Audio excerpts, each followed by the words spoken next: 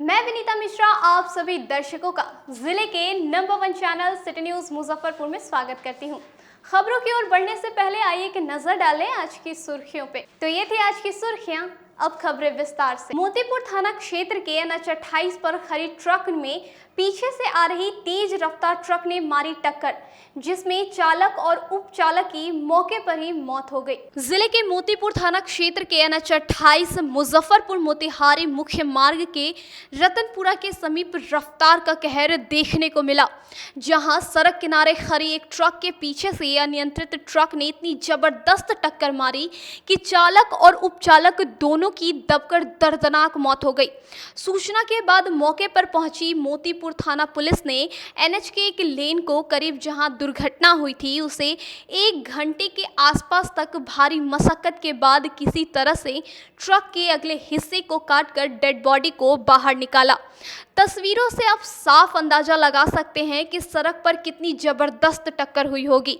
जब ट्रक के अगले हिस्से का परखच्चा उड़ गया तो उसके अंदर बैठे चालक और उपचालक के बॉडी का क्या हुआ होगा।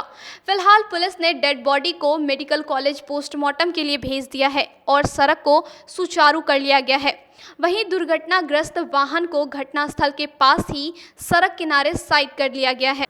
वार्ड संख्या 20 के पार्षद संजय केजरीवाल के घर के बाहर 3 संदिग्ध लोगों ने कई घंटों तक रेकी की।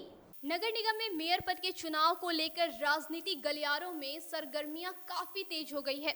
वहीं बीते दिनों मेयर पद के संभावित उम्मीदवार नंद कुमार शाह उर्फ नंदू बाबू को जान से मारने की धमकी दी गई थी। धमकी देने का मामला अभी ठंडा हुआ नहीं था कि इधर वार्ड संख्या 20 के पार्षद संजय केजरीवाल के घर की रेकी करते हुए 3 संदिग्ध बाइक सवार युवक दिखे। इसकी करतूत सीसीटीवी में कैद हो गई थी। रेकी करते हुए देखने के बाद से पार्षद दहशत में हैं। उन्होंने टाउन थाना में आवेदन दिया है। पुलिस को सीसीटीवी भी उपलब्ध कराई गई है। पुलिस आवेदन के आधार पर मामले की छानबीन में जुट गई है। वार्ड पार्षद ने बताया कि बीती रात 10 बजे के करीब बिना नंबर की एक मोटरसाइकिल पर 3 युवक सवार होकर उनके घर की रेकी करते दिखे। काफी देर तक तीनों बाइक से घूमते रहे, बार बार उनके घर की तरफ देख रहे थे। रात में 10:05 पर मेरे सीसीटीवी के फुटेज में एक मोटरसाइकिल पर 3 सवार कल्याणी से मेरे घर होते हुए सरियागंज की तरफ काफ़ी धीमी रफ्तार से जा रहे थे। उसके ठीक 10:05 पर 2 मिनट के बाद वो पुनः सरियागंज से फिर लौटते हैं और मेरे घर के दरवाजे पर मोटरसाइकिल रोक के मेरे दरवाजे की तरफ 1 से 1.5 मिनट रुक के वो वाच करते हैं। रात्रि के समय तीनों मास्क पहने हुए हैं, प्लस उनकी मोटरसाइकिल में मोबाइल नंबर नहीं है। चूँकि अभी मुजफ्फरपुर शहरी क्षेत्र महापौर के चुनाव की प्रक्रिया से गुजर रहा है, कहीं न कहीं यह उस चुनाव को प्रभावित करने के लिए हो सकता है किसी की चाल हो, लेकिन मैं इतना ही जानता हूं कि लोकतंत्र में इस प्रकार के तंत्र की कोई व्यवस्था नहीं होती है, जनता मालिक होती है। क्या आप मानते हैं आपकी जान का खतरा है? यकीनन आप सभी लोगों को मैंने जो वीडियो उपलब्ध कराया आप उसमें देखेंगे तो बिना नंबर के मोटरसाइकिल के साथ और तीनों जो है शुद्ध रूप से आपराधिक किस्म के ही व्यक्ति प्रतीत होते हैं। दरवाजे की ओर 1.5 मिनट तक रुक के क्रॉस करना, रेकी करना और काफ़ी गौर से देखना कहीं न कहीं किसी बड़ी घटना को अंजाम देने की यह एक साजिश है। कल हो सकता है वो सफल नहीं हो पाए हों, लेकिन मुझे पक्का यकीन है कि ये किसी बड़ी घटना को साजिश देने का ही। आपको धमकी होगी या कोई फोन आया? नहीं, धमकी का कोई फ़ोन नहीं है इस प्रकार का, नहीं। चूँकि राजनीतिक क्षेत्र में इस प्रकार की धमकियां नहीं दी जाती हैं। इस संबंध में किसी अधिकारी से बातचीत? जी, रात्रि में ही मैंने बड़िए पुलिस अधीक्षक, नगर पुलिस अधीक्षक और टाउन SHO तीनों को मैंने भेजा था। टाउन SHO ने तुरंत 10 से 15 मिनट के अंदर गश्ती गाड़ी मेरे दरवाजे पर सुनील पंडित जी पहुंचे थे और उसके बाद बड़िए पुलिस अधीक्षक का भी कॉल आया। उन्होंने बातचीत की मेरे से और फिर उन्होंने थाना प्रभारी को निर्देश दिया। फिर रात में 11:30 बजे थाना प्रभारी मेरे घर पे आए और उन्होंने कहा कि हम गश्ती बढ़ा देते हैं। और आज आवेदन देने की बात थी तो मैंने नगर थाना में जाके नगर थाना प्रभारी को मैंने आवेदन दे दिया। वरीय अधिकारी से क्या आश्वासन मिला है? वरीय अधिकारी से यही आश्वासन मिला है कि आप निश्चिंत रहिए, हम अपराधी को जल्दी पकड़ लेंगे। कहीं ना कहीं मेयर चुनाव से इसको जोड़ा जा सकता है। हर हाल में, चूँकि मेरा जीवन आप सभी लोग जानते हैं कि मेरा जीवन रोड पे बीतता है, सुबह 6 बजे से रात में 11 बजे तक। और ये मेरा रूटीन है कि चूँकि मैं दरवाजे पर ही रात में 11 साढ़े 11 बजे तक बैठता हूँ, चूँकि मेरे पास रूम में बैठने की जगह नहीं है। गायघाट थाना परिसर में उत्पाद विभाग की निगरानी में जब्त किए गए शराब को नष्ट किया गया। उत्पाद विभाग की देखरेख में गायघाट और बेनीबाद थाना से जब्त किए गए कई कांड में अवैध देशी और विदेशी शराब को गायघाट थाना परिसर में विनिष्टीकरण किया गया। बताया गया कि गायघाट थाना में कई कांडों में जब्त लगभग 1977 लीटर और बेनीबाद थाना द्वारा जब्त लगभग 3034 लीटर विदेशी शराब और देशी शराब को गायघाट थाना परिसर में नष्ट किया गया। इस दौरान मौके पर गायघाट अंचलाधिकारी राघवेंद्र कुमार, उत्पाद विभाग की अवर निरीक्षक अंजलि कुमारी, गायघाट थाना प्रभारी नरेंद्र कुमार व बेनीबाद ओपी अध्यक्ष राजकुमार मौजूद रहे। पूर्व से आदेश प्राप्त था और आदेश के आलोक में हम लोग टोटल 11 कांड है गायघाट परिवार में 11 कांडों में कुल 5000 लीटर से अधिक शराब का निष्करण किया जा रहा है। इसमें कहाँ से सर मैंने ये जब्त किया गया था? गायघाट थाना क्षेत्र में अलग अलग जगह से पकड़ी गई। टोटल हो रहा है कितना का? टोटल 5000 लीटर जो है शराब। जिला विधिक सेवा प्राधिकार द्वारा चैम्बर ऑफ कॉमर्स में कार्यक्रम का आयोजन किया गया, जिसमें मुख्य न्यायाधीश के द्वारा कानून की जानकारी दी गई। जवाहरलाल रोड स्थित north Bihar chamber of commerce के सभाकक्ष में शुक्रवार को जिला एवं सत्र न्यायाधीश के द्वारा व्यापी एवं कारोबारी को व्यापारिक लेन देन में उठने वाले विवादों को लेकर कानूनी मध्यस्थता की जानकारी दी गई। यह कार्यक्रम जिला विधिक सेवा प्राधिकार के द्वारा आयोजित की गई थी। चैम्बर ऑफ कॉमर्स के अध्यक्ष पुरुषोत्तम पोदार ने बताया कि इस प्रकार के कार्यक्रम से व्यापारी एवं कारोबारियों को वाणिज्यिक लेन देन में होने वाले विवाद से निपटाने में एक समय सीमा के भीतर निपटारा संभव है, जिससे व्यापारियों को आने वाले समय में बेहद लाभ होगा। जिला के जज मनोज कुमार सिन्हा जी और सह सचिव राजीव रंजन सिंह, ये दोनों आ रहे हैं। इनको भारत सरकार से यह पत्र आया है कि व्यापारिक विवाद लेन देन का और चेक बाउंस होने की घटनाएं बेवजह कोर्ट में आती हैं, तो आप एक मॉनिटरिंग कीजिए, मध्यस्थता कीजिए और इसके अंदर में लोगों को, व्यापारी को समझाइए कि ये मामला कोर्ट में न जाए, आपसी लेन देन का है, आपसी राय विचार से, और ये पंचायती करने को तैयार है कि आइए हम समझ के इसको सुलह करने की कोशिश करेंगे, ताकि ये विवादों का पुलिंदा जो कोर्ट में जमा हो रहा है वो यहीं हल हो जाए। बिहार राज्य कंस्ट्रक्शन वर्कर यूनियन के सदस्यों ने अपनी 8 सूत्री मांगों को लेकर श्रम कार्यालय का घेराव कर घंटों प्रदर्शन किया। अपनी 8 सूत्री मांगों के समर्थन में शुक्रवार को बिहार राज्य कंस्ट्रक्शन वर्कर्स यूनियन के द्वारा गनीपुर स्थित श्रम कार्यालय का घेराव कर जमकर नारेबाजी करते हुए विरोध प्रदर्शन किया गया।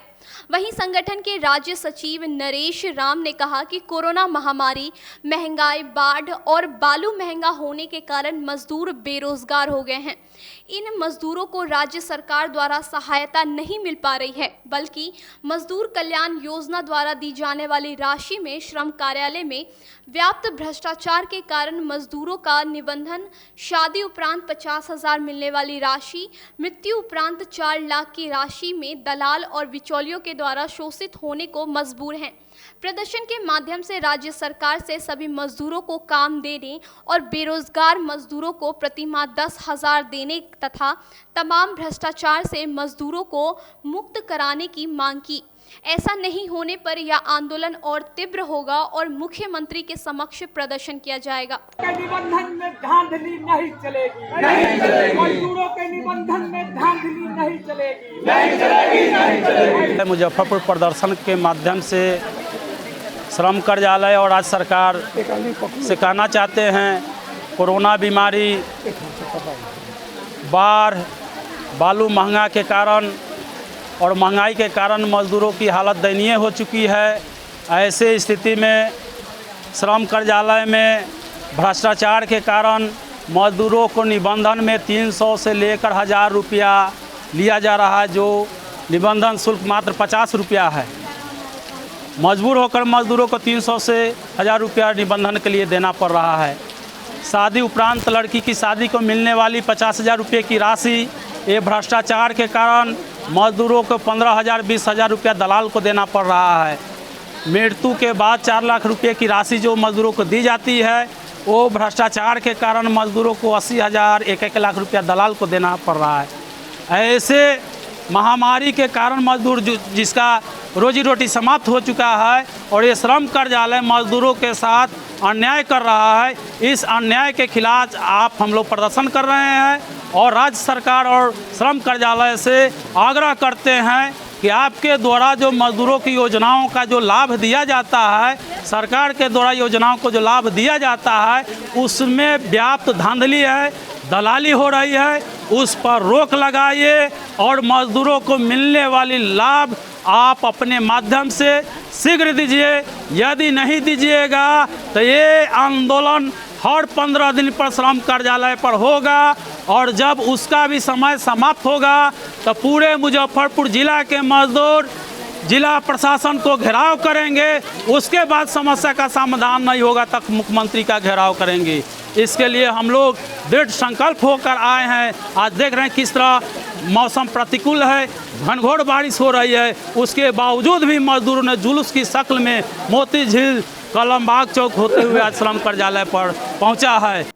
अब रुकते एक छोटे से ब्रेक के लिए, कहीं मत जाइएगा, देखते रहिए सिटी न्यूज मुजफ्फरपुर। अब आ गया है आपके अपने शहर में उत्तर बिहार का पहला नीलकमल एक्सक्लूसिव शोरूम। नीलकमल इंडिया की फेवरेट फर्नीचर ब्रांड है। इस कंपनी के सभी रेंज एक ही छत के नीचे आपको मिलेगी। होम फर्नीचर, ऑफिस फर्नीचर की सभी रेंज यहाँ पे उपलब्ध है। कंपनी का एक्सक्लूसिव शोरूम होने के कारण 40% तक की विशेष छूट यहाँ मिल रही है। इसके अलावा 0% इंटरेस्ट के साथ बैंक से फाइनेंसिंग की भी सुविधा उपलब्ध है।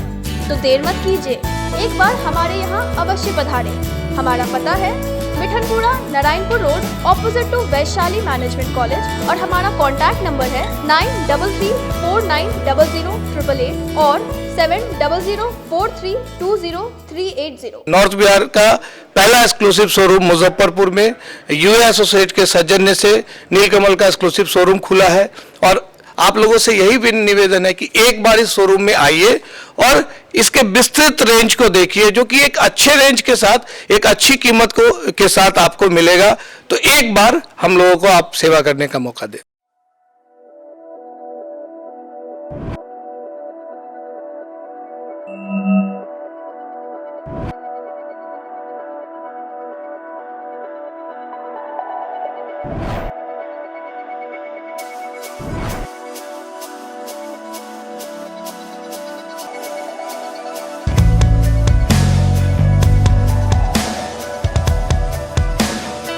फैशन की दुनिया में कदम से कदम मिलाकर चलना चाहते हैं, वो भी कम बजट में, तो एक बार जरूर जाएं मोतीझील पूजा बाजार स्थित विकास कलेक्शन शोरूम में। यहाँ रेमन, पार्क, यूएस पोलो, मुफ्ती शर्ट, ब्लैकबेरी के एक्सक्लूसिव रेंज उपलब्ध हैं। इसके अलावा सियाराम के कोट पैंट, ब्लेजर और शेरवानी भी उपलब्ध है। सभी ब्रांड में 1 पीस के खरीद पर 20% तथा 2 पीस के खरीद पर 30% की विशेष छूट दी गई है। तो हमारे यहाँ एक बार अवश्य पधारें। हमारा पता है विकास कलेक्शन, बीवी कॉलेज स्कूल के अपोजिट पूजा बाजार, मोतीझील। हमारा संपर्क नंबर है 9835104722। हाँ, पहले आप लोग का नमस्कार। मेरे यहाँ विकास गारमेंट जो पूजा मार्केट मोतीझील में है, लगन के शुभ अवसर के लिए कोट पैंट, ब्लेजर, विंटर के जैकेट, स्वेटर, मतलब सब चीज़ें, शेरवानी, अंडर गारमेंट, सारे चीज सब ब्रांड में, टी शर्ट भी सब वो है और राउंड में टी शर्ट है, गोल गला में टी शर्ट है, सभी तरह का ब्रांड है। और सबसे अच्छा ये है कि हम कर देते रहते हैं अभी मोस्टली। ब्रेक के बाद एक बार फिर आप सभी दर्शकों का जिले के number 1 channel city news Muzaffarpur में स्वागत है। आइए बढ़ते हैं अगली खबरों की ओर। जिले में लगातार हो रही बारिश का असर सबसे ज्यादा शहरी क्षेत्र में देखने को मिल रहा है। शहर के कई इलाके अभी भी जलमग्न हैं। देखिए ये रिपोर्ट। नगर निगम के तमाम दावों की पोल दिन प्रतिदिन खुलती जा रही है। रुक रुक कर हो रही बारिश ने शहरी क्षेत्र के लोगों की मुसीबत बढ़ा दी है। सड़कों पर लगे जल जमाव की निकासी नहीं होने के कारण आम जीवन अस्त व्यस्त हो गया है। वार्ड संख्या 39 के पुरानी गुदरी रोड के भट्टी चौक मोहल्ले के लोगों को सड़क और घर में घुसे नाले का पानी से नए बीमारियों का भय सताने लगा है। स्थिति इतनी यहाँ नरकीय है कि नाले के पानी में डूबा चापाकल से पानी पीने को मजबूर हैं लोग। मोहल्ले के सड़कों पर लगे जल जमाव से लोगों को आने जाने में काफी परेशानियों का सामना करना पड़ रहा है। पानी निकासी का कोई रास्ता नहीं होने से लोगों को गंदे पानी के होकर मोहल्ले में आना जाना पड़ रहा है। स्थानीय लोगों का कहना है कि किसी तरह पानी निकासी करना बहुत ज़रूरी है। नाले के पानी से मोहल्ले की नरकीय स्थिति बनी हुई है। साथ ही गंदगी से मोहल्ले में महामारी फैल रही है। छोटे छोटे बच्चे और महिलाओं को आने जाने में भी काफ़ी परेशानियों का सामना करना पड़ रहा है। परेशानी का है जो हेल रहे हैं जी। हाँ बोला बोला। हाँ, जो परेशानी है देखिए तो नन्हे माद लोग पढ़ेगा तो गंदा पानी पहुँचा देगा। हाँ, सब चट्टा पिल्लू जो गोजर सबका दुश्वार है। बाल बच्चे को बीमारी का खतरा है। दिन रात पानी में हिलता है, बच्चा खेलता है, बताइए बीमारी का सामना कर रहा है। ये पानी 12 मास लगा रहता है। यहाँ नाला का पानी एनी टाइम लगा रहता है। सर कौन वार्ड है ये? 39 वार्ड है, भट्टी चौक का गली है। कोरोना हो जाएगा। पार्षद को आते देख के चले जाते हैं, कोई सुनवाई नहीं है। सावन माह की पहली सोमवारी में बाबा गरीबनाथ मंदिर के बाहर उमड़ी भीड़ को देखते हुए मंदिर प्रशासन द्वारा दूसरी सोमवारी को लेकर चाक चौबंद व्यवस्था की गई। कोरोना प्रोटोकॉल के तहत 6 अगस्त तक बंद शहर के छाता बाजार स्थित बाबा गरीबनाथ मंदिर में सावन की पहली सोमवारी पर भक्तों की अपार भीड़ उमड़ने और उनके नियंत्रण को देखते हुए दूसरी सोमवारी को लेकर मंदिर प्रशासक ने महत्वपूर्ण फैसला लिया है।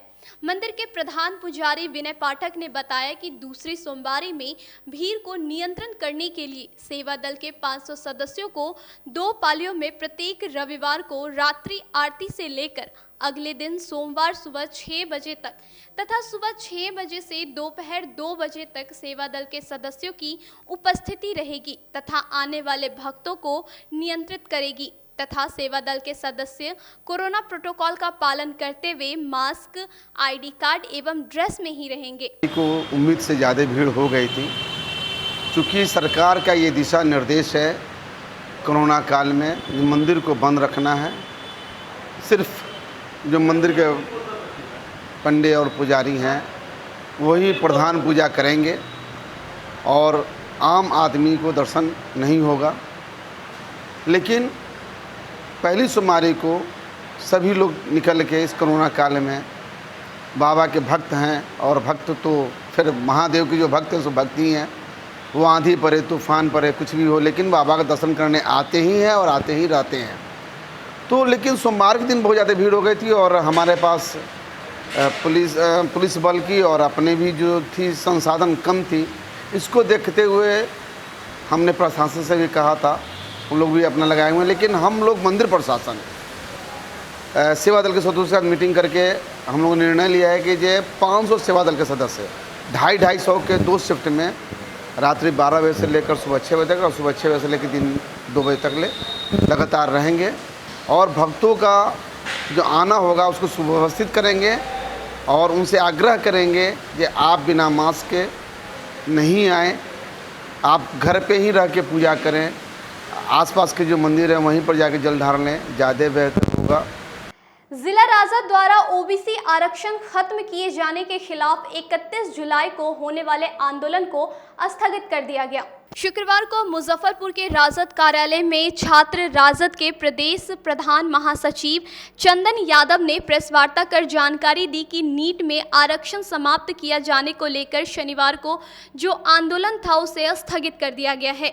पत्रकारों से बातचीत में छात्र राजद के प्रदेश प्रधान महासचिव चंदन यादव ने कहा कि नीट प्रवेश परीक्षा को लेकर कल यानी शनिवार को विश्वविद्यालय परिसर में आक्रोश मार्च निकालकर समाहरणालय पर पहुंचकर जिलाधिकारी के माध्यम से राष्ट्रपति को ज्ञापन सौंपा था, लेकिन कार्यक्रम को स्थगित कर दिया गया है। प्रेस वार्ता का सबसे बड़ा मुख्य उद्देश्य है नीट ऑल इंडिया कोटे में ओबीसी का जो रिजर्वेशन समाप्त कर दिया गया था उसके लेकर छात्र राष्ट्रीय जनता दल ने 25 जुलाई को जिला राष्ट्रीय जनता दल पार्टी ऑफिस में बैठक बुलाई थी और हम लोगों ने निर्णय लिया था कि 31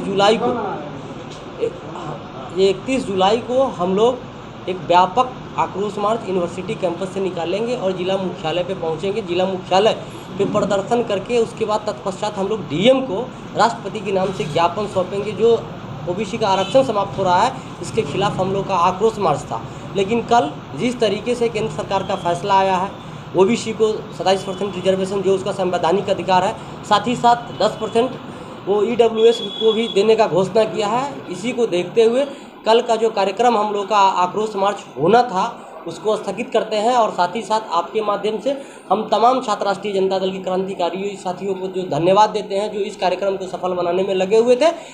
आज के लिए बस इतना ही। अब मुझे और मेरी पूरी न्यूज़ टीम को दीजिए इजाज़त। नमस्कार।